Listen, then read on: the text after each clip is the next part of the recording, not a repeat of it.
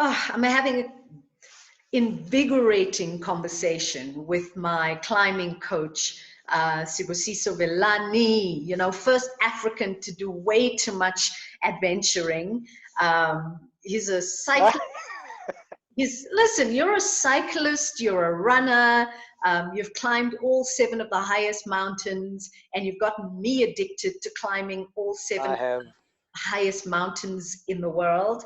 My family trusts you with me and me with you so much that, you know, they are prepared to just, you know, toy and send us off with villas at the airport and do whatever it is that we can go. And you know, we've after my 3 Kilimanjaros, we took on Everest Base Camp and Aconcagua in Argentina earlier this year. And our next climb is,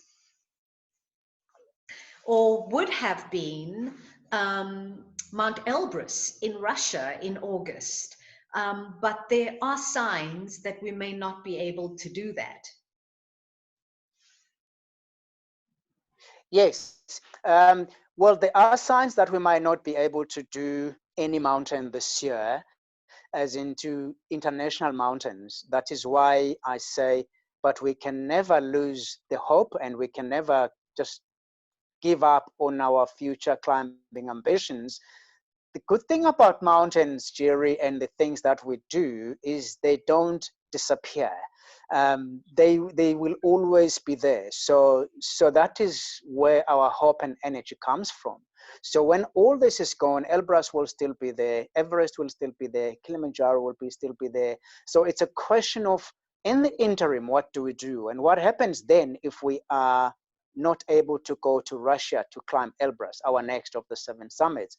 Well, people will have to know that I decided many years ago, when I realized how difficult it was to access the international mountains, to look around us, what is around us that one can still do and still get the fulfillment of climbing a mountain. And we are very lucky, like in this country, that we don't know that there is so much to do climbing wise. You can rock climb, you can hike, you can do 9 peaks, and Yeah, all of those are here. So yeah, for us, it's an opportunity to appreciate that, to hope that the national lockdown yeah. get improve and get better, because then if we're able to travel within provinces in our country, there is a lot that we can plan for and do, climbing wise, mountain wise, hiking. All of it is here, Yeah. right at the palm of our hands. We've got it, but it is the time that we use that resource. So there was a point at which we were going to do every high peak in the country. They're not as high as the climbs that we have done, not by a long shot, but we were going to do it just to help people understand that there are peaks in their own provinces that we can climb. So we'll still do that.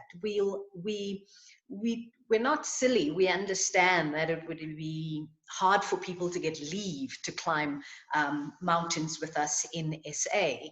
Um, we but we also understand that for mountain enthusiasts, they will be looking for something. So Sibusiso and I will be planning some weekend expeditions across the country. Sibusiso, I am holding to this. We will put them together. But answer me this: how many nice peaks are there in the Drakensberg, like peaks that we can introduce people to? Because when you and I went to the Drakensberg, the expanse of the Drakensberg, I was just in awe of it all.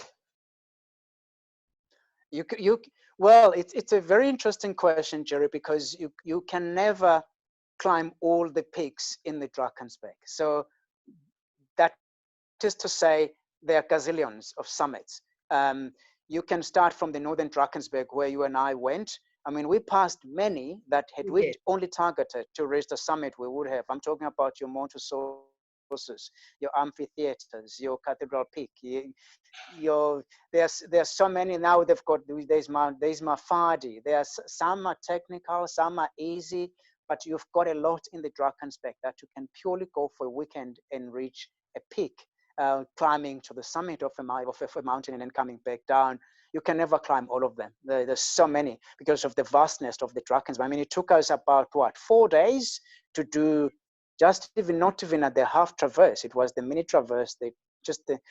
That's a quarter of the Drakensberg. If you were to do the entire Drakensberg from either north to south or south coming up north, which I doubt many people have done, you will take about 2 full weeks, 14 days of just exploration in the Drakensberg. And it is such pure beauty that most of us South Africans don't appreciate. Hold on there. So we were going to go in August to Mount Elbrus for 2 weeks. Why can't we go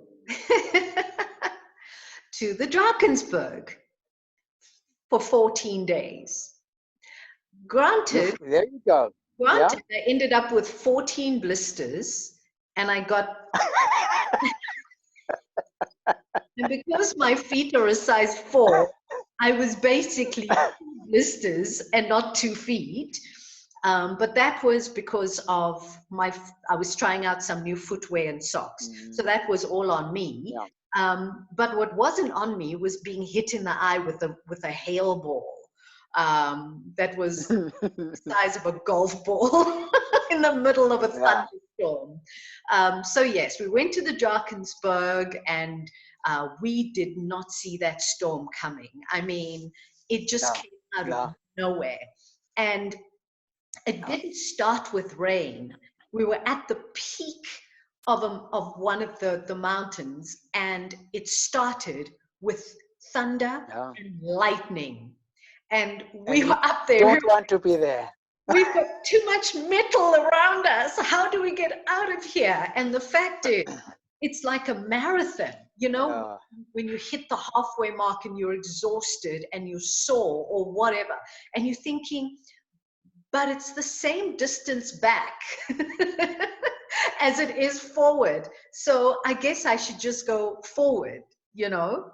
So of course, yeah. So yeah, so yeah, well, about that.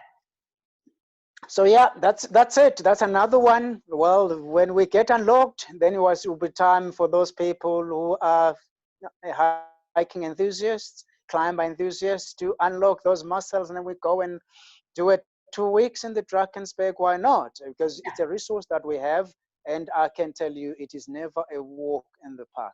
But never effort that what we do is a walk in the park.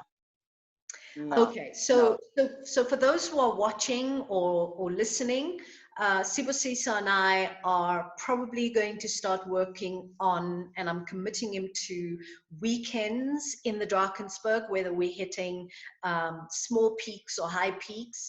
And then I'm looking forward to a much longer time in the Drakensberg. It's where I learned to pitch tents. Etc. And talk about pitching tents. I remember that I just decided that one morning. I said, "Okay, boys, just leave the ladies to do their part of this tent putting down." And you were like, "Oh, what are we going to do?" So except I had to do it. We had 2 female guests together, and I was alone. And you made me pitch and break down my tent by myself, and yet still be ready at the time of everyone else. And I understand that you were preparing me for Argentina, but I didn't like you at that moment. I was like, there must be a way for me to get him back. No nuts and no raisins for him for the rest of the trip. But you know, the end story, the end part about that, Gerry, is that when I say I take Gerry to a mountain and she calls herself a climber or a mountaineer, I want to know exactly what you were saying that, because I tell you, there are our sisters and brothers out there who call themselves climbers, they can't even pitch a tent. You should be able to put up and put down your own tent. You should be able to carry your own backpack. You should be able to start your little stove and produce a meal. And then you should be able to just hold everything up yourself. And that's why you put up and put down your tent, and therefore I can take you on a mountain. You're not just a person that will just entirely be carried up and down. You carry your own stuff. So that is why. But if I had not pushed you to do it, you won't have done it, because you go to Tanzania, everything is done for you. But it is so good to know that you can pitch your own tent and pitch it correctly, that it is safe. Yeah, As long exactly. as So it there's was no that. wind. It was very important for As long me. as there's no wind, Yeah. I can. I did it in the snow. I did it with frozen fingers, but the wind was a challenge. And you lost your mind when you. I was so angry with our guide, and I went over to my tent and I started, unpitching my tent. And you lost your mind on me because parts were blowing away, and you were like, no, you need to wait for someone to do this. But you didn't understand. I was doing what I do at home when I'm angry. I was like, leave me alone, I'll do it myself, you know? And Oh, yeah. and I was not happy. And also I wanted to lose the parts because they didn't belong to me. So I was very angry. But yeah,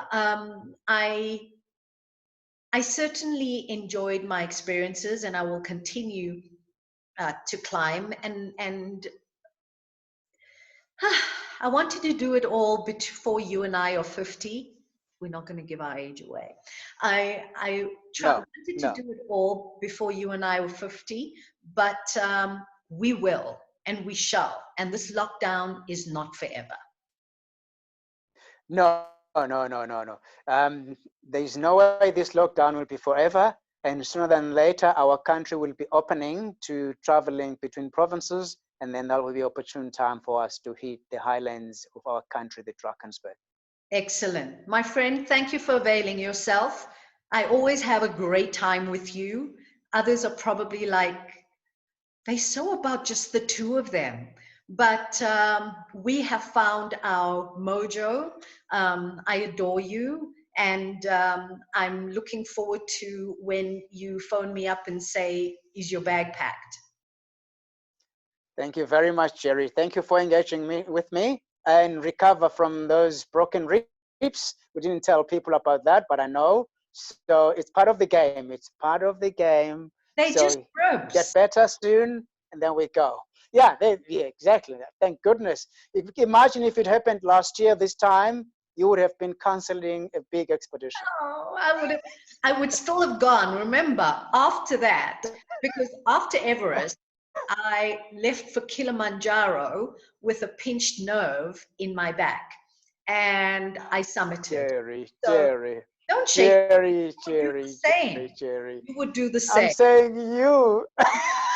Oh, yeah, no, definitely would. No, thank you very much, Jerry. Good. Have a Lots of wonderful day. love.